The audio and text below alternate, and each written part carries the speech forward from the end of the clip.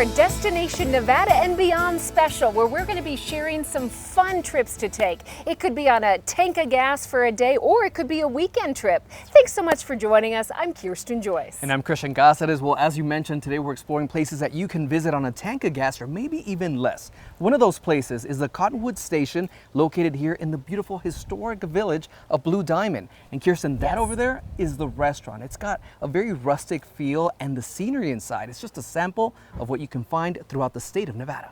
We'd also like to take you to another place with a rustic feel that is the oldest operating saloon in our state. That's right. Well, it's the Pioneer Saloon, which is in Good Springs, Nevada. Now, it's less than an hour away from Las Vegas. 8 News Now reporter Joe Mueller gives us a tour. The spirit of the West still survives. Take a short drive south of Las Vegas near the California border. You can find yourself stepping back in time. It's just a whole nother experience. Nestled in between these barren desert hills sits the once booming mining town of Good Springs. And a true representation of the Wild West.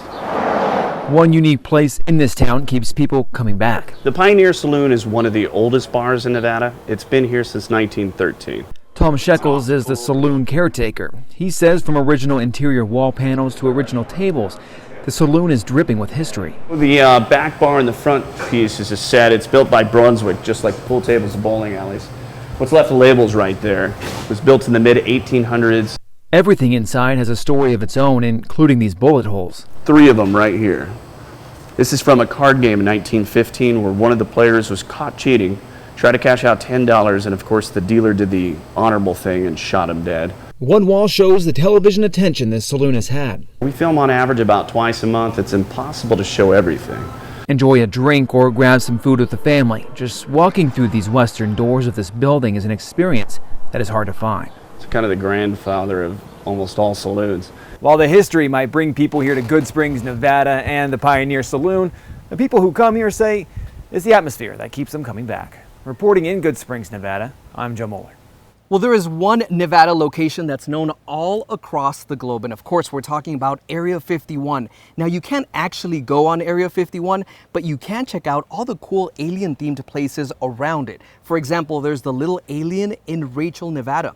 Rachel is a small town with a big reputation in the UFO community.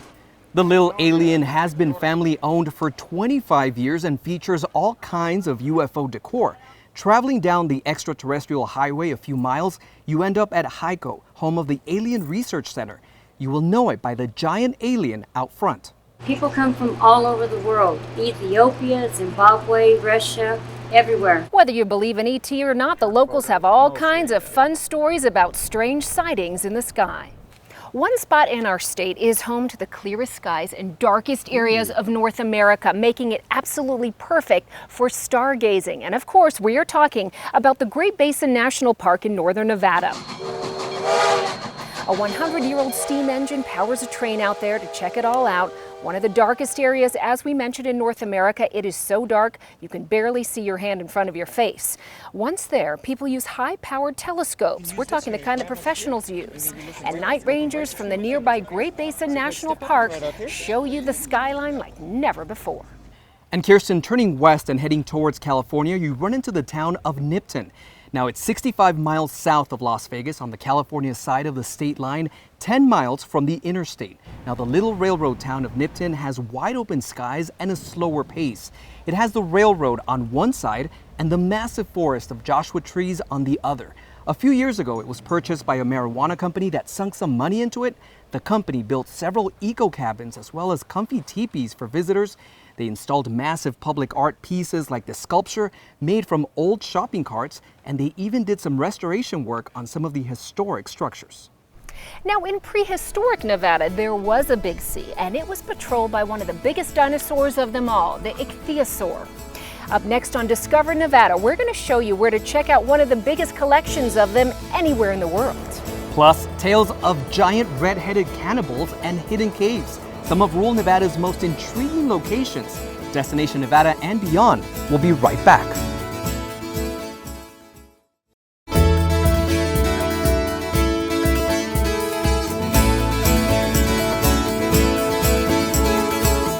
All right, quick quiz for for you, everybody. And Christian, can you name the state fossil of Nevada? Let me see. Give me a second. Let me see. Is it the Ichthyosaur? You got it. Dun, right. dun, dun, dun, dun. Well done, Christian. It is. They were 50 feet long. They ruled the seas hundreds of millions of years ago. Some of the largest ichthyosaur fossils in the world are found in Berlin, Nevada, at the Ichthyosaur State Park. George Knapp gives us a tour.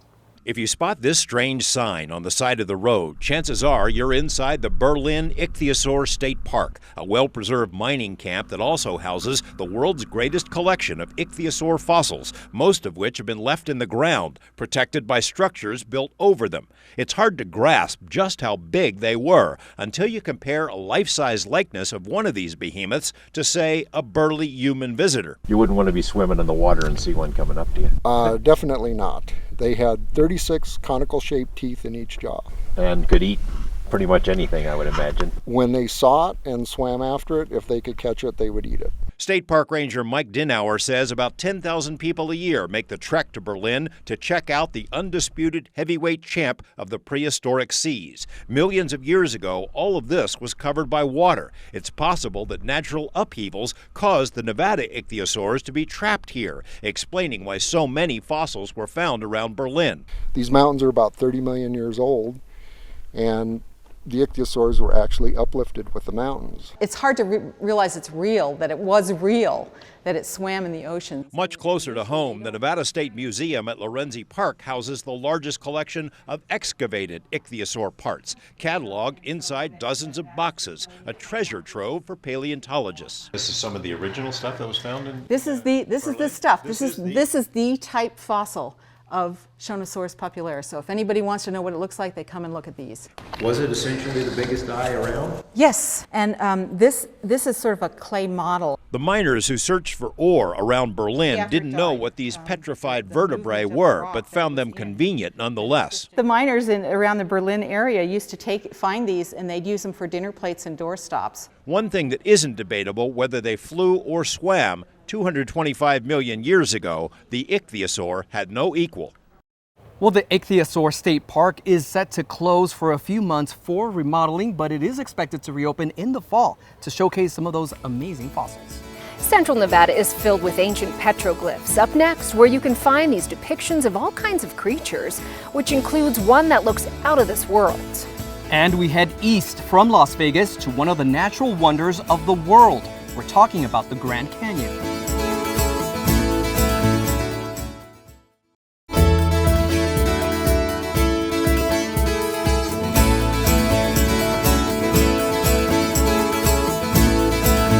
Some of the world's most important and spectacular artwork is located within the rocks and the valleys of southern Nevada. Yes, and ancient petroglyphs carved by the original Nevadans as many as 5,000 years ago. Well, they're fantastic, and they depict otherworldly images of animals and creatures.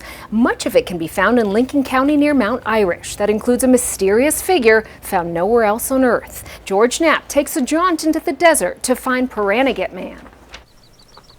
The pockets of water and greenery that brought the first humans into southern Nevada more than 11,000 years ago still retain cultural significance for the ancestors of indigenous peoples. Paranegate Lake in Lincoln County is thought to be the equivalent of the Garden of Eden in some tribal lore. In a few special places here and there in the desert, it's possible to look back through the centuries and get a glimpse of what life was like before Nevada existed. Well, now where's our Paranegate Man? Self-described desert rat and journalist Ken Lane has investigated petroglyphs all over the Southwest, but was pretty excited about this particular outing. There's a little guy. To see some of the most impressive and mysterious rock art anywhere. These look like the classic monsters or aliens or gods that people have seen that pop up in culture all the time. But the Lincoln County Paranegate men are also in the place where our mythology of the aliens are. Some of the images etched into rock speak for themselves. They depict the game animals that were hunted by the nomadic family groups that periodically camped here because of the water and food sources. But other images are anyone's guess. Something coming out of the water? A celestial event? A big-headed, bug-eyed who knows what? Because so many ancient people drifted into the region over the centuries, it's not even clear who made what And those would be the ancestors of the modern day Shoshone and Paiute area. This single panel showing what appears to be an extended family must have been carved during many visits over several years. The existence of the petroglyphs is evidence that these were special, maybe even sacred places. Shaman's Knob atop the Mount Irish site has an astonishing concentration of rock art, including the best-known depiction of the namesake figure, Paranegate Man himself. Because it's public range, it falls to the BLM to protect and preserve these irreplaceable artifacts. What do they say? Art is in the eye of the beholder. You can't talk to the person who made it, so I'm not one to say that you're wrong in your interpretation. You know, some motifs are very obvious. The bighorn sheep in Mount Irish, that is one of the highest concentrations in all of Nevada of that sheep motif. But then you get into the more abstract figures, say the Paranegate Man. Hickerson says the traditional interpretation of the classic Paranegate Man and alternate images of the same figure might represent shamanic activity, things seen by holy men on spiritual quests, or sentries posted to watch for intruders. But no one really knows, not even modern descendants. Incredible. Ken Lane, who finally got to see Paranegate Man for himself, leans, as always, toward more exotic, mystical explanations. Then you see something that looks like a phantom with a sort of twisting devil tail and horns and arms. That is not any wildlife we currently have. There's only one Area 51, and there's only one place on Earth where you can see Paranegate Man. And they're both the same place. They're right here in Lincoln County. Our next location is known as the Heart of Nevada, and I think it's pretty cool that it has the word love as part of the name. Yes, of course we're talking about Lovelock. It's in the northern part of the state, promotes itself with heart-shaped insignia, but best known for an attraction well off the beaten path, one that is not exactly romantic. George Knapp visited the cave and tells us about its history that is a controversial magnet for some. The Great Basin of northern Nevada is stark and beautiful, but was a much different place thousands of years earlier. Back then, most of the region was covered with water, the massive Lake Lahontan, a bounty of resources that allowed the earliest Americans to thrive for centuries. Remnants of those long-ago cultures are preserved and displayed in collections around the world and in museums closer to where they were found. The Humboldt Museum in Winnemucca is home to ancient tools and technology, as well as animals now extinct that once roamed the basin. The town was named for the great Paiute leader Chief Winnemucca, whose daughter Sarah became a celebrated writer and speaker. Her book is a primary source of the most mysterious legend of all, the story of the Siteka, the red-headed cannibals. According to the Paiutes, this terrible tribe of interlopers met its end in a remote and desolate spot in the desert, Lovelock Cave, wiped out by the people who'd been its prey.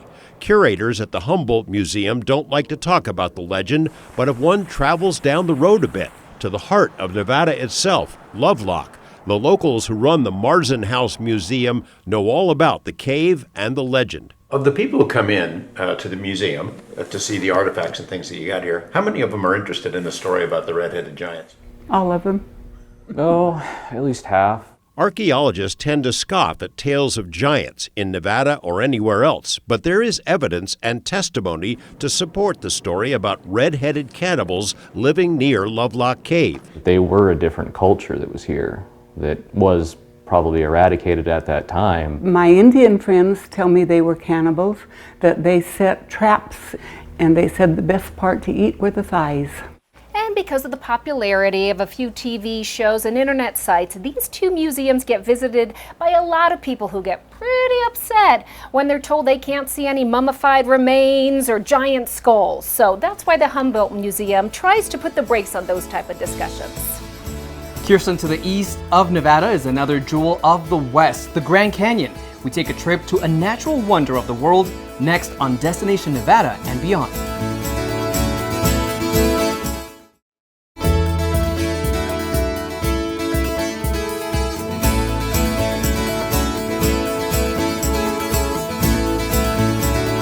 Are you looking to check a natural wonder of the world off your bucket list? It's just a quick road trip from Las Vegas to sites and history you'll never forget. Rocky Theus has the grand destination.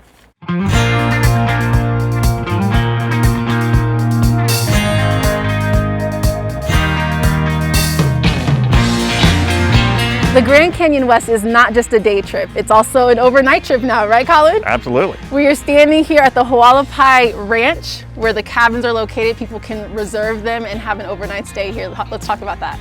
So you've got these beautiful cabins here that obviously are very close to the Grand Canyon Beautiful itself. view. Beautiful view. So people can come out and experience nature. It's a rustic experience, rustic chic. Rustic chic is what I call it. That's the word we're calling it. These are really nice cabins. They I would are call nice. it glamping almost. They're incredibly comfortable. So let's go inside one and Let's do it. Let's see what we can get in there.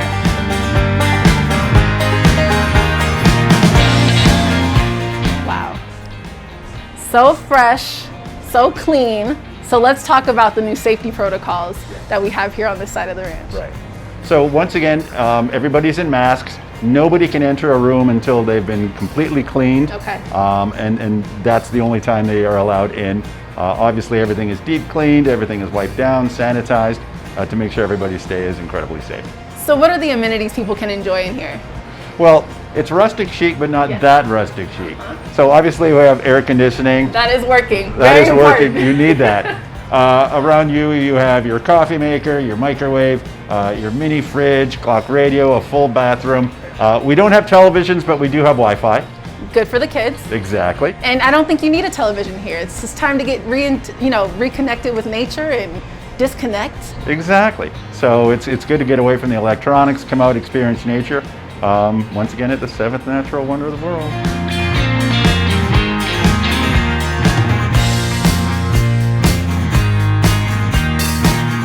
It's incredible here. And how can people book with you guys? Once again, it's grandcanyonwest.com.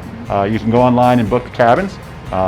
Once again, it's simple to book and easy to do. And once you book, do you have full access to the skywalk and everything over there on the other side? Every time you book here, you get a free general admission to go to the Skywalk and Eagle and Guano and see everything there as well. Perfect getaway. Perfect getaway. They do have COVID rules since it's a national park. Remember, wearing a mask is key regardless of the vaccination status. And coming up, Destination Nevada will be back with the story of Shoe Tree on what's called the loneliest road in America.